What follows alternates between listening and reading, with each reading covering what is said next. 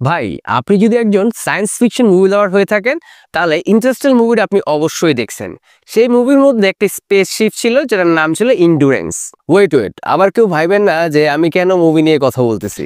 বিষয়টা হচ্ছে বাংলাদেশ মার্কেটে নতুন দুইটা ডিভাইস লঞ্চ করে দিয়েছে টেকনো পোভা স্লিম 5G এবং টেকনো পোভা 7 Pro 5G। তো এই তো আমার হাতে দুইটা ডিভাইস দেখতে পাচ্ছেন, টেকনো পোভা স্লিম এবং টেকনো পোভা 7 Pro 5G। তো অলরেডি আপনারা হয়তো জেনে গেছেন যে টেকনো দাবি করছে টেকনো পোভা স্লিমটা ওয়ার্ল্ডের সবচেয়ে স্লিমেস্ট ফোন, আর এটা নিয়ে অনেক ইউটিউবার অনেক রিভিউয়ার অনেক মাতামাতি করতেছেন। তাই আমি আর এটা নিয়ে এখন মাতামাতি না করি, আমরা আপাতত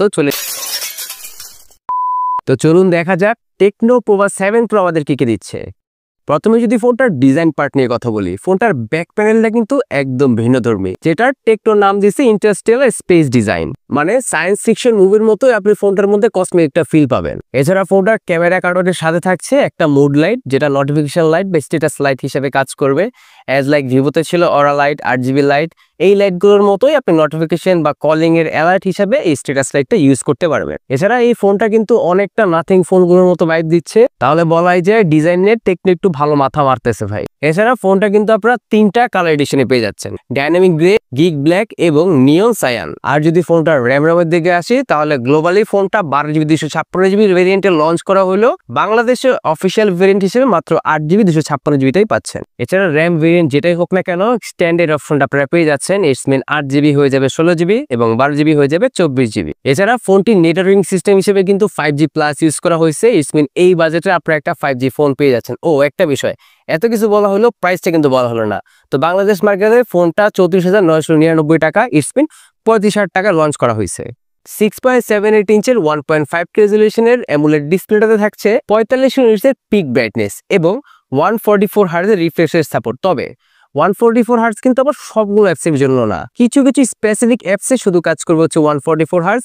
এছাড়া রেগুলার ইউজে পেয়ে যাচ্ছেন 120 হার্টজের সাপোর্ট। একদম ন্যারো চিন বেজেললেস এই ডিসপ্লেটাতে থাকছে কর্নিং গোরিলা 7 এর প্রোটেকশন, অর্থাৎ মোটামুটি শক্তপোক্ত করছে ডিসপ্লেটা। ও হ্যাঁ, ডিসপ্লেটাকে কিন্তু আবার কেউ কার্ভ ডিসপ্লে হবেন না, এটা একটা ফ্ল্যাট ডিসপ্লের ফোন। তবে এই ডিসপ্লে দিয়ে আপনি গেম খেলেন আর কন্টেন্ট ওয়াচিং করেন না কেন, ভালো একটা ফিল পেয়ে যাবেন। আর 45 ইউনিটসের পিক ব্রাইটনেস হওয়ার কারণে কিন্তু আপনি ডে লাইটে গিয়েও বেশ ভালোভাবে ফোনটা ইউজ করতে পারবেন। তো ভাই সব চলেন এবার আসা যাক আমার পছন্দের ক্যামেরা পার্টে। ডিভাইসটির রিয়ারে টেকনো ইউজ করছে ট্রিপল ক্যামেরা সেটআপ, যেটা শুধুমাত্র নাম মাত্র বলা যায়, কারণ এখানে থাকছে 64 মেগাপিক্সেল একটা মেইন শুটার, সাথে 8 মেগাপিক্সেল একটা আলট্রা ওয়াইড।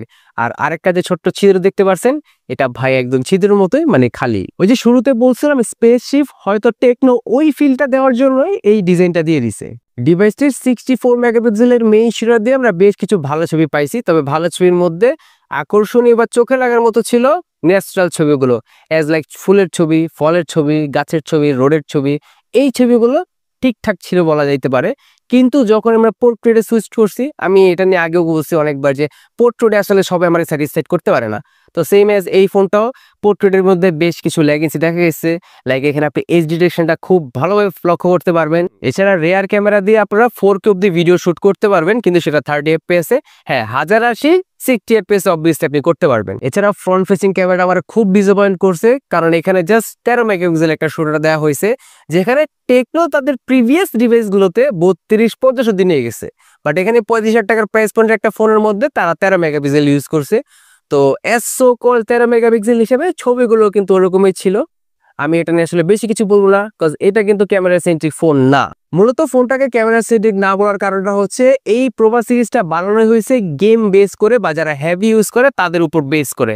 কারণ এটার মধ্যে প্রসেসর হিসেবে তারা ইউজ করছে মিডিয়াটেক ডায়মন্ডসিটি 7300। হ্যাঁ, যদিও এই প্রসেসরটা আগের প্রিভিয়াস জেনারেশনও ছিল, as like Camon 40 Pro 5G তে ছিল, কিন্তু ওই ক্ষেত্রে কিন্তু এটা ক্যামেরা সেন্ট্রিক ফোন হিসেবে গণ্য হয়েছে, কারণ ওইটারে অপটিমাইজ করছে ওইভাবে। আর এই প্রোভা সিরিজের মধ্যে এই প্রসেসরটাকে এমনভাবে সেট করা হয়েছে যাতে আপনি গেমিং একটা ভালো আউটপুট পান। অথবা মিডিয়াটেক ডায়মন্ডসিটি 7300 হওয়ার কারণে কিন্তু আপনারা ভালো একটা গেমিং আউটপুট পাবেন। এছাড়া আপনারা ভালো একটা ইউজার এক্সপিরিয়েন্সও পেয়ে যাবেন। তো চলুন এবার আসা যাক ফোনটার মধ্যে one of the important part, অর্থাৎ ব্যাটারিতে। যাক, এই দিক দিয়ে টেকনো ভালো একটা কাজ করছে, ব্যাটারিতে খুব একটা ডিসঅ্যাপয়েন্ট করে নাই, কারণ এখানে 6000 mAh এর একটা ব্যাটারি ইউজ করছে তারা। এরই সাথে বক্সের মধ্যে আবার একটা 5000 mAh এর পাওয়ার ব্যাংকও দিয়ে দিচ্ছে, যেটা আবার ওয়্যারলেস। অর্থাৎ টোটাল আপনি 11,000 mAh এর একটা লার্জ ব্যাটারি ব্যাকআপ পাচ্ছেন যদি আপনি কভারটা সহ ইউজ করেন। তবে এইখানে একটা বিষয় না আমি একটু কনফিউজ আছি যে তারা কি এই পাওয়ার ব্যাংকটা আদৌ কন্টিনিউ করবে না খানিক একটা সময়ের জন্যই দিছে। আসলে এই বিষয় সম্পর্কে আমি খুব একটা অবগত না, আপনারা যদি জানেন আমাকে অবশ্যই কমেন্ট বক্সে জানাইতে পারেন। এছাড়া এই 6000 mAh এর ব্যাটারিটাকে চার্জ করার জন্য থাকতেছে 45 ওয়াটের একটা চার্জার, এবং এখানে কিন্তু 30 ওয়াটের একটা ওয়্যারলেস চার্জিং সিস্টেম আপনি পেয়ে যাবেন। এছাড়া ফোনটার অপারেটিং সিস্টেম নিয়ে যদি বলি তাহলে ফোনটা ইউজ করা হয়েছে iOS 15 which is based on Android 15। এছাড়া ফোনটার সিকিউরিটি সিস্টেম হিসেবে থাকছে ইন ডিসপ্লে ফিঙ্গারপ্রিন্ট সেন্সর, যেটা মোটামুটি একুরেট ছিল বলা যায়।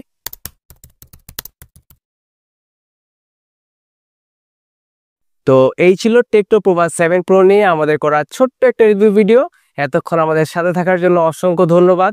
আর আমরা নেক্সটে টেকনো পোভা স্লিম নিয়েও একটা ভিডিও করব, সেই ভিডিওটা দেখার জন্য অবশ্যই সাবস্ক্রাইব করে পাশে থাকবেন। আর হ্যাঁ, একটা রিকোয়েস্ট, ভিডিওটিতে অবশ্যই একটা লাইক করে দিবেন।